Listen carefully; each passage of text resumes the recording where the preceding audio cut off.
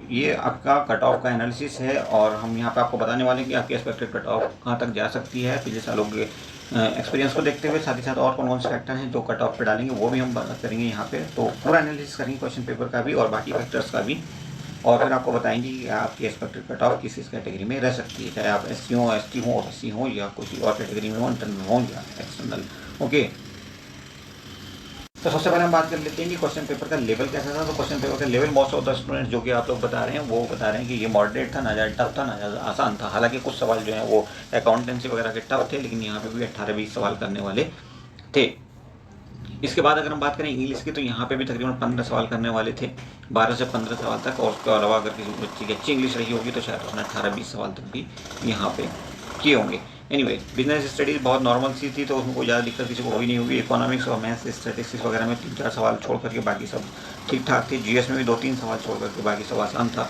Overall आप कह सकते हैं क्वेश्चन पेपर मॉडरेट था, क्योंकि 10-15 सवाल अगर टफ हो रहे हैं तो कोई खास दिक्कत उससे होने वाली नहीं है। उनको कोशिश करनी भी नहीं चाहिए उनको करने की, और जो मेन सवाल हैं उन्हीं पर फोकस करें तो ज़्यादा अच्छा रहता है। तो मोस्टली बच्चों ने यहाँ पे जो है वो 55-60 का स्कोर किया होगा ऐसी उम्मीद है। लेकिन यहाँ पे अगर हम कट ऑफ की बात करें तो जनरल कैटेगरी एक्सटर्नल में आप मान लीजिए कि 45 से नीचे कट ऑफ आना बहुत मुश्किल है। अगर आप 45 प्लस में हैं तो आपको पहली या दूसरी फॉर्म लिस्ट में एडमिशन मिल सकता है, और अगर इससे नीचे जाएंगे आप तो फिर आपको थोड़ा सा वेट ज़रूर करना पड़ेगा। अब वो भी हम बात करेंगे कि कहाँ तक आपको एडमिशन ओवरऑल मिल सकता है। बहरहाल पहले बात कर लेते हैं कौन कौन से और फैक्टर्स हैं जो कि इम्पैक्ट डालेंगे कट ऑफ पर। तो बच्चों ये 3 फैक्टर होते हैं जो कि कट ऑफ पर डायरेक्ट इम्पैक्ट डालते हैं। इनमें से एक होता है आपका level of question paper.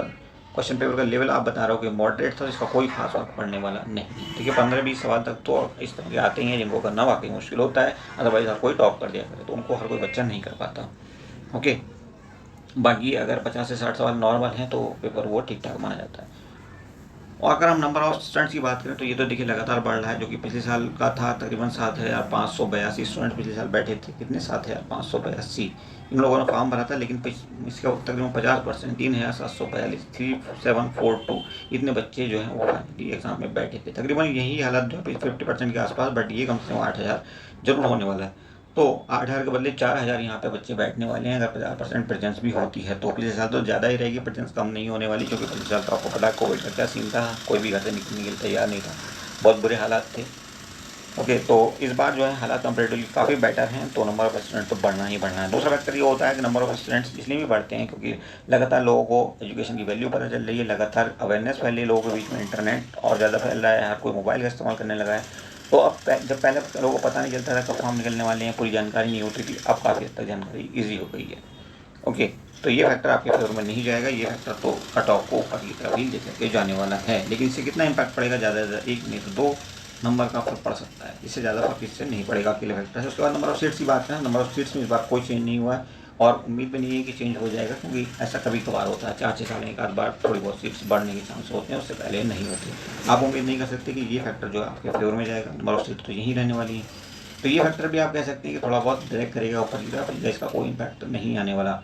Okay, तो ओवरऑल आप कह सकते हैं कि अगर आपके as an external candidate 45 plus हैं, और करिए, अगर आप 45 प्लस हैं, आप एक्सटर्नल कैंडिडेट हैं, तो आप समझ लीजिए कि आपके पहले ही फॉर्म लिस्ट में आपके एडमिशन के चांसेस हैं। ऐसे ही आप इंटरनल की बात करें तो यहाँ पे 35 प्लस अगर आप हैं तो आपके सिलेक्शन के पहली फॉर्म लिस्ट में ही चांसेस हो जाएंगे, पहली दूसरी तक पहुँचेंगे आप और आपको एडमिशन मिल जाएगा। बट अगर आप OBC के कैंडिडेट हैं तो आपको शायद 2 नंबर और कम पे हो जाए, ऐसे यहाँ पे 2 नंबर ऑफ कम कर लिया। ऐसी SC में आप और 2 नंबर 41 और ST में 40 नंबर तक तकरीबन, और यहाँ पे अगर हम बात करें तो 31 एंड 30 नंबर तक आपको एडमिशन मिलने के चांसेस हैं, जो कि पहली नहीं तो दूसरी लिस्ट में आपको मिल जाएगा।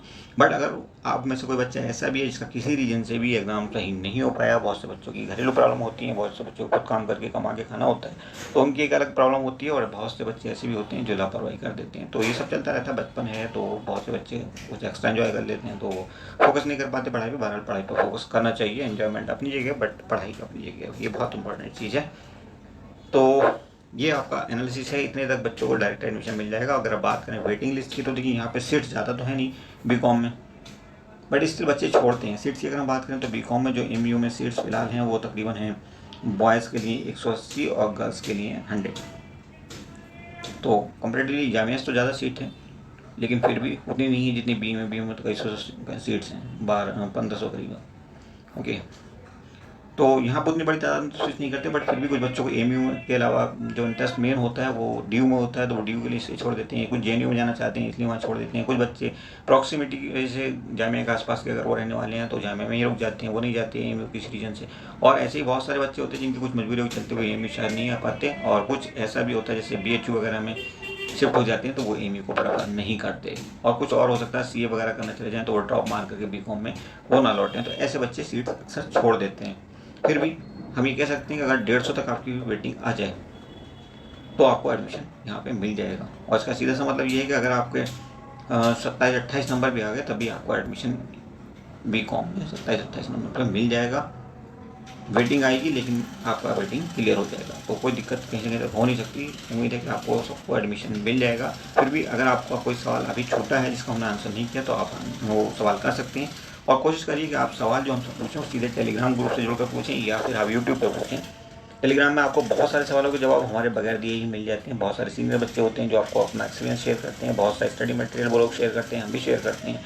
वीडियोस जो इंपॉर्टेंट होते हैं वो हम शेयर करते हैं। इसके अलावा जो important notification time to time आते हैं उनको एक्सप्लेन हम वहाँ करते हैं, कई बार सीधे नोटिफिकेशन भी शेयर करते हैं। तो ग्रुप ज्वाइन करना आप मत भूलना। पीडीएफ वगैरह अगर आपको चाहिए तो आपको वहाँ पर फ्री ऑफ कॉस्ट मिल जाएगी। Thank you for watching, see you soon.